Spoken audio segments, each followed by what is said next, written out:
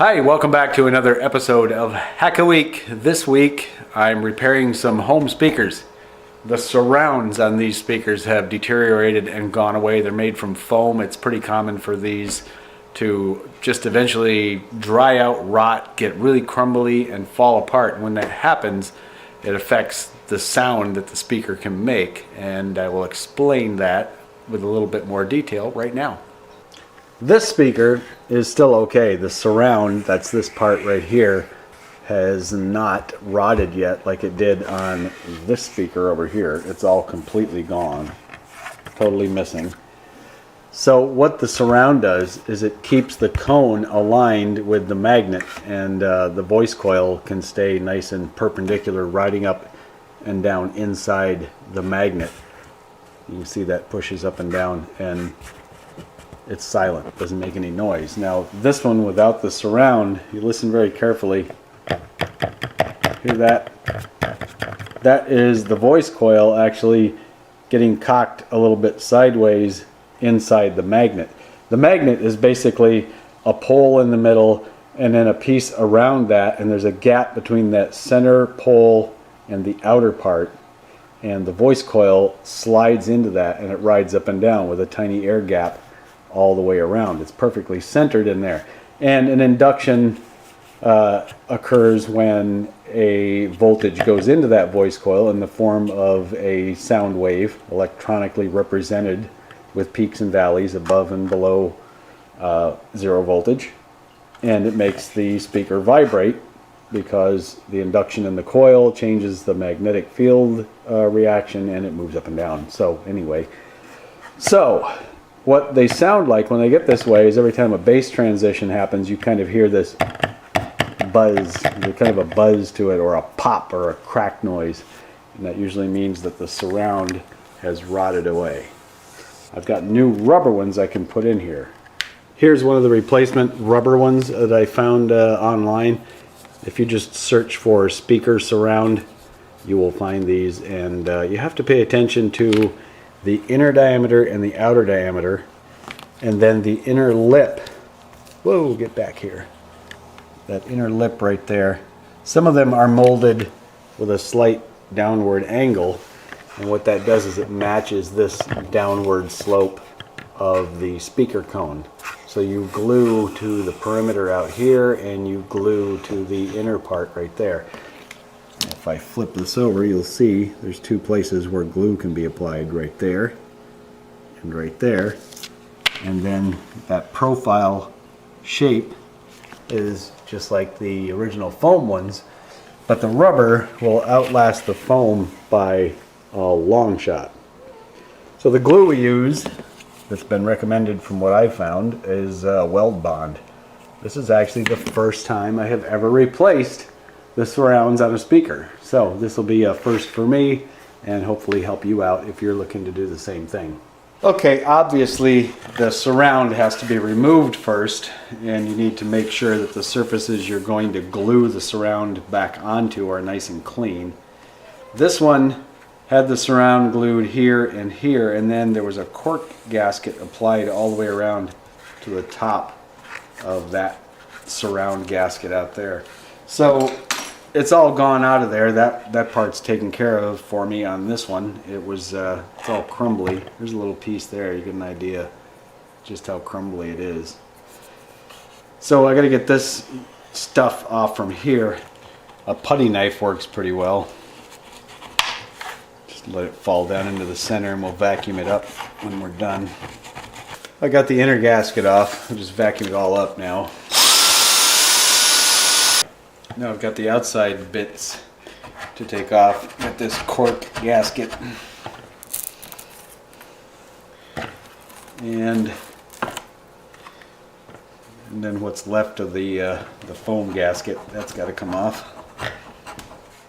All of the goo and leftover adhesive and stuff is gone from the surround area. Let's trial fit one and see what we got. Nice. Looks like I spec'd these out just right.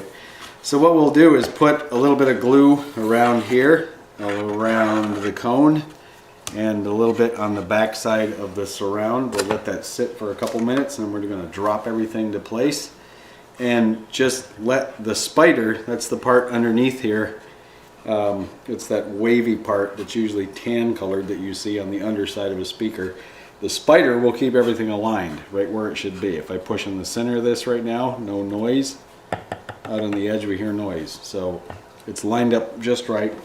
All I need to do is get the glue on, drop it in place, and then we'll let it cure for 24 hours. Let's get a bead of glue around this edge.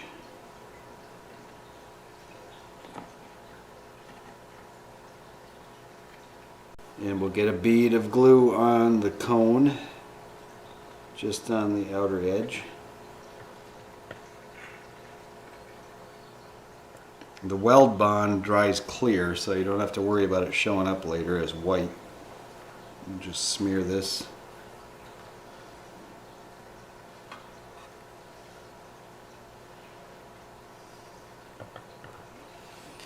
Okay. Same thing now on the rubber surround. A nice little bead around the inner and outer portions.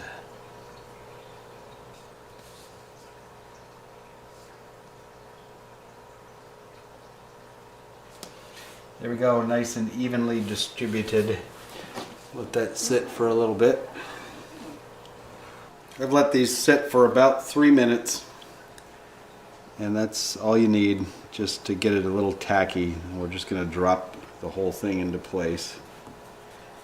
Just get it right in there. Pretty easy to position.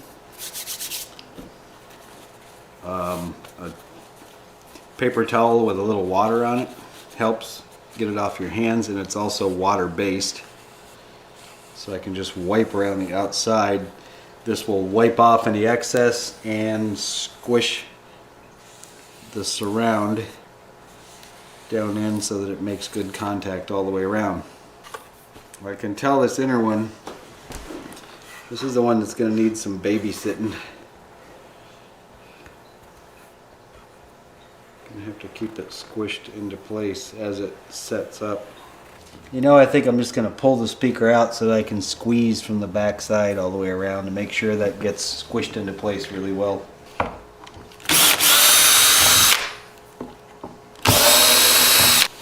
Now I should be able to reach underneath. Yeah, much better.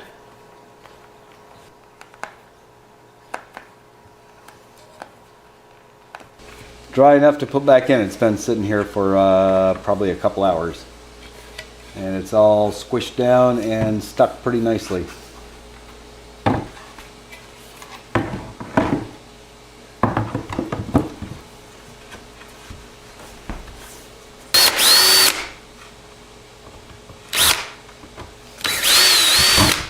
The other one is okay.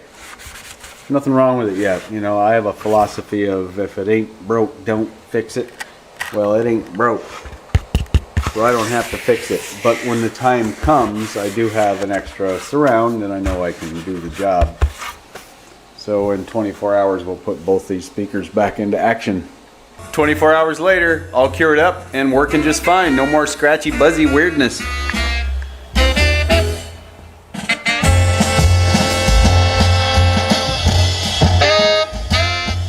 So that about wraps it up. There you go. That's how you replace the surround on a speaker. Instead of throwing them away, fix them. Just go look around on eBay. You'll find the right size. Make sure you measure the diameters, like I said, the inner and the outer, and get the right one, and get the rubber ones. Stay away from the foam ones. Those will just fall apart.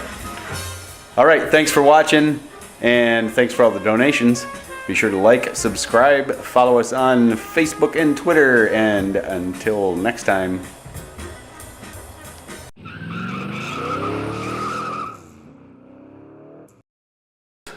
But first, let's talk about speaker.